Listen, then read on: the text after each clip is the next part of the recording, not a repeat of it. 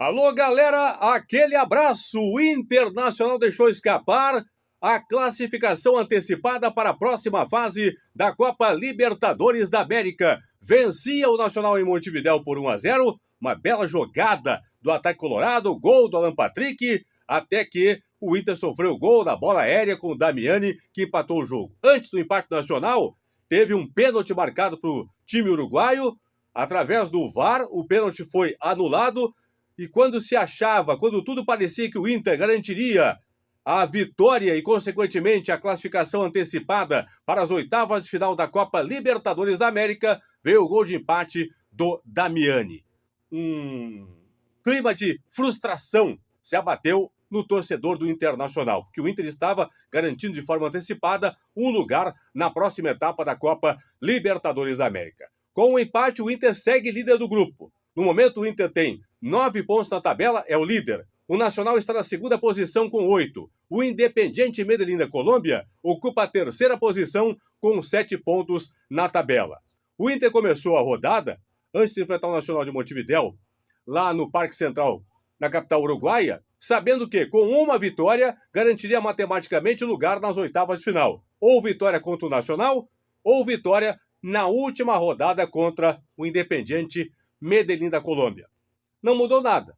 O Inter segue sabendo que, se vencer na última rodada, dia 28 de junho, o Independiente Medellín no Beira-Rio, o Inter garante não só a classificação para a próxima fase, como também a primeira posição na chave.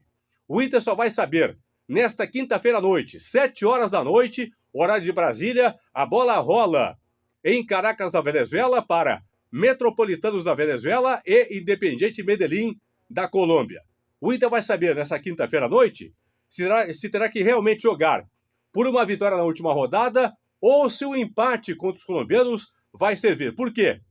Se nesta quinta-feira à noite, no jogo que acontece lá em Caracas, na Venezuela, o Independiente Medellín não vencer a partida, se der vitória do Metropolitanos ou der empate, o Inter joga por um novo empate contra os colombianos na última rodada.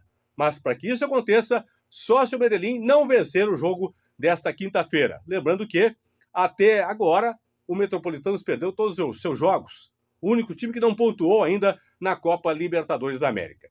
Aí, se o Medellín vencer a partida, o Inter vai ter que jogar por uma vitória no último jogo, porque, com vitória dos colombianos nesta quinta na Venezuela, o Independiente Medellín vai ultrapassar o Nacional e também o Inter. O Medellín vai a 10 pontos, contra 9 do Inter e contra 8 no Nacional de Montevidéu. Aí o Inter vai ser obrigado a vencer o Medellín na última rodada, ou então poderá empatar, desde que o Nacional, que joga em casa contra o Metropolitanos, não vença na última rodada.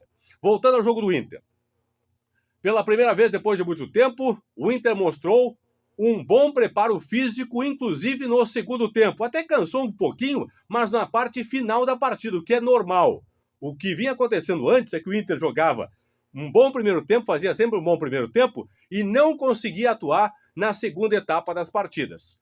Hoje, contra o Nacional, foi diferente em Montevidéu. O Inter teve pulmão, teve gás sim, para sustentar a partida. Pena que, num erro defensivo de bola aérea, quando o Rodrigo Moledo entrou para reforçar a marcação, o Inter acabou sofrendo o gol de empate. Então é o seguinte, dia 28 tem jogo decisivo, o Inter joga por uma vitória simples. Se, nesta quinta-feira à noite, na Venezuela, o Independiente Medellín não vencer a partida, se der Metropolitanos, se der empate, o Inter até poderá jogar por um empate para garantir vaga na próxima etapa da Copa Libertadores da América. Mas ficou, é claro, um clima de frustração, porque o Inter estava vencendo a partida, vencendo em Montevidéu e garantindo matematicamente o lugar na próxima fase da Copa Libertadores da América.